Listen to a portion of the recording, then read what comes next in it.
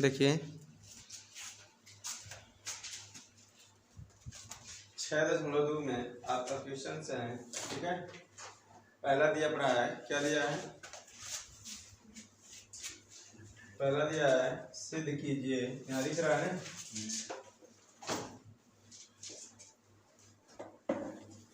सिद्ध कीजिए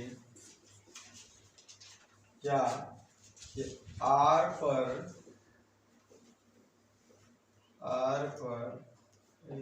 x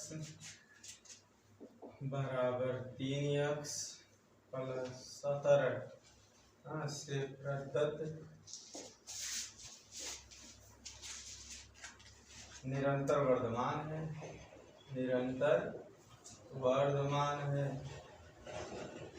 ठीक है। ये बताना निरंतर क्या है, वर्धमान है। ऐसे ना लिखे जाए तो होता है। निरंतर क्या है, वर्धमान है। इसको हल करेंगे, लिखेंगे f(x) बराबर ई सब f(x) बराबर क्या दिया है 3x प्लस 70, ठीक है। f(x) बराबर डैश क्या मतलब अवकलन ना 3d/dx प्लस d/dx 70।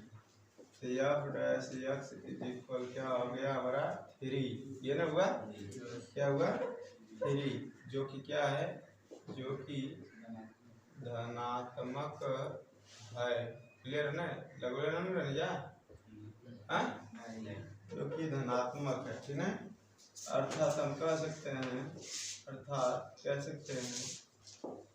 कि f r पर निरंतर क्या है, निरंतर वर्धमान है, कर सकते हैं कि नहीं। जो धनात्मक निरंतर का है वर्धमान है, क्लियर है ना। अब ऐसे दूसरा क्वेश्चन पूछा है, ठीक है। क्वेश्चन नंबर 2 कह रहा है कि सिद्ध कीजिए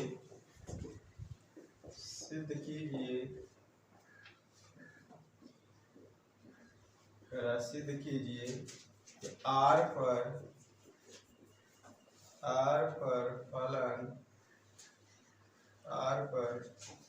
f(x) बराबर e⁻²x ना से प्रदत्त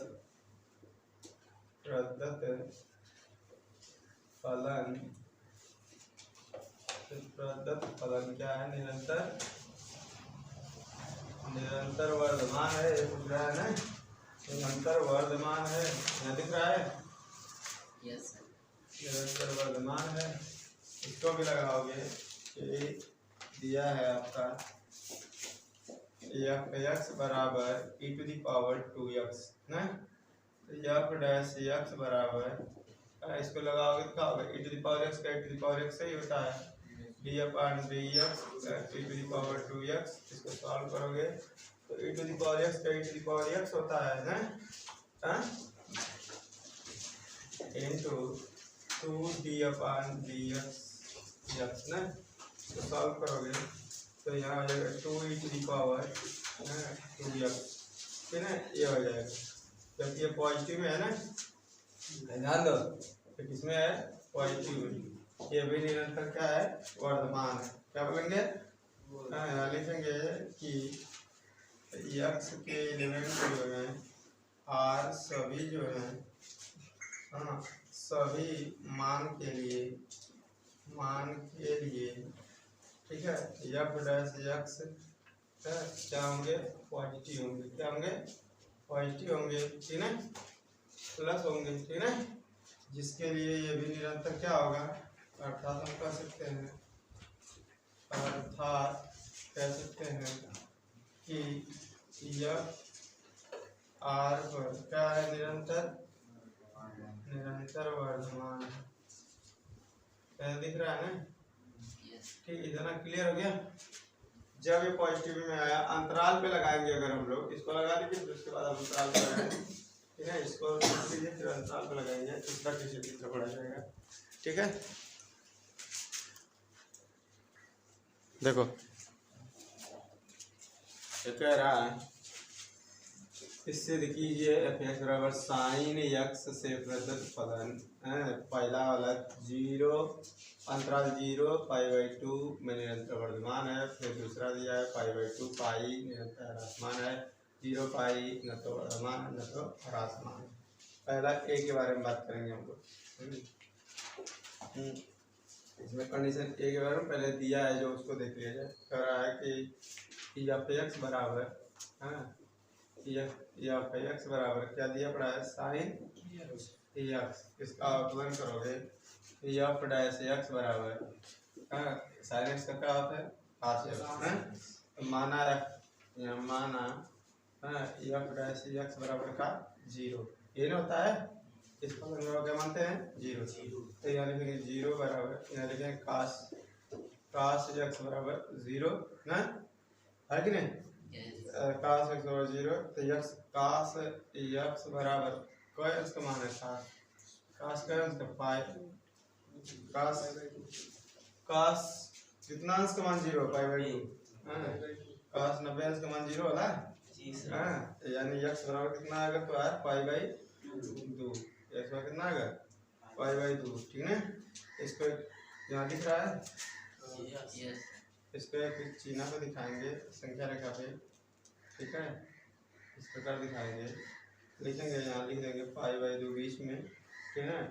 और इधर बढ़ेगा तो पाई माइनस में होगा 180 ना और इधर होगा 0 से दिखा रहा हूँ ना 0 π/2 इधर माइनस पाई ठीक है। अब देखेंगे या ए के लिए इसका मान देखा जाए। ए के लिए यहाँ देख पाएंगे कि निरंतर वर्धमान के लिए निरंतर वर्धमान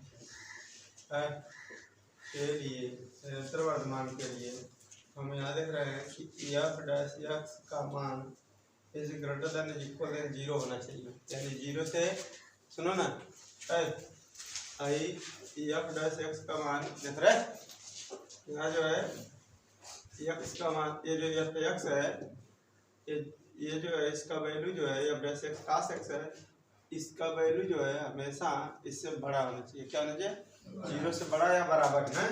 तो ध्यान दो यहाँ देखा जाए तो यहाँ लिखेंगे एफ डैश एक्स बराबर cos एक्स के दे दे रहा है कि ना दे दे रहा है। जबकि हम देख पाएंगे कि x 0 और π/2 के बीच है कि नहीं। 0 π/2 के ये π/2 आ गया फिर ये 0 है ये वाला 0 था 0 और π/2 के बीच में हुआ कि नहीं हुआ 0 π/2 के बीच में हुआ। तो बताओ ना 0 π/2 निरंतर वर्धमान होगा कि नहीं क्योंकि ये बोला था कि 0 के बराबर से पहला बराबर हुआ तो यहाँ लिखेंगे ये निरंतर। अब फिर ये बढ़ेगा वर्धमान इधर जा रहा है जैसे देखो ना 0 है वो किसके बराबर है π/2 cos 90 अंश का मान ही तो 0 के बराबर है। तो ये निरंतर वर्धमान होगा। क्या होगा निरंतर वर्धमान होगा ठीक है। और दूसरा देखेंगे बी वाला पॉइंट बी वाला निरंतर ह्रासमान के लिए निरंतर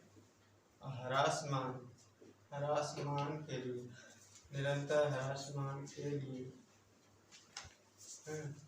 इसके लिए देखा जाए तो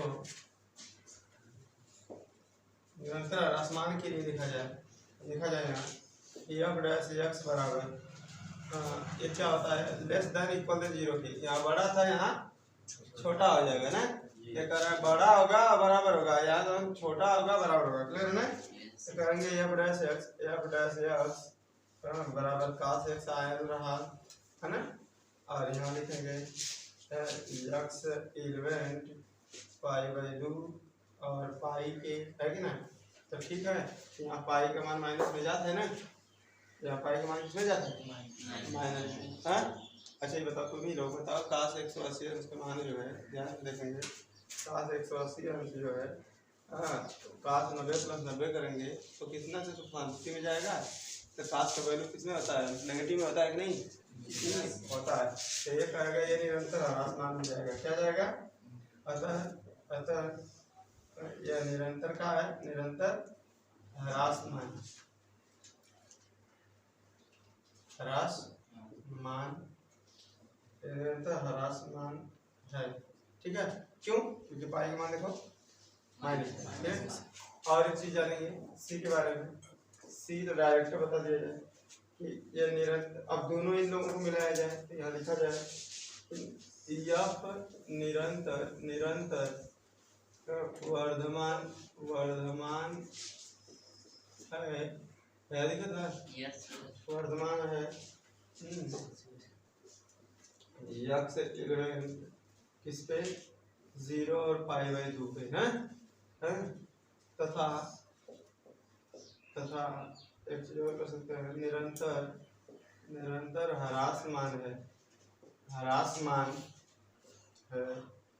यक्स किस पे π/2 और π पे, इस पे पीछे वाला ये बता रहा हूँ।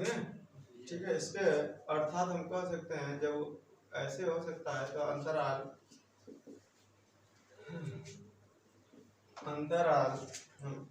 इसको ऐसे कर सकते हैं, अर्थात f 0 π अब बताओ ना,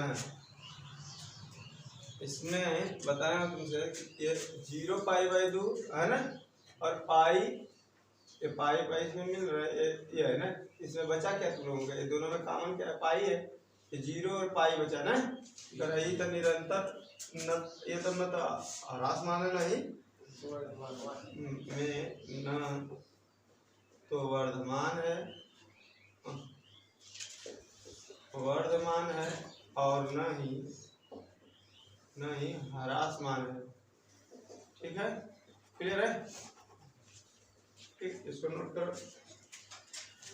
तो तीनों सी ABC तीनों लगाए, ठीक है, लगा लीजिए।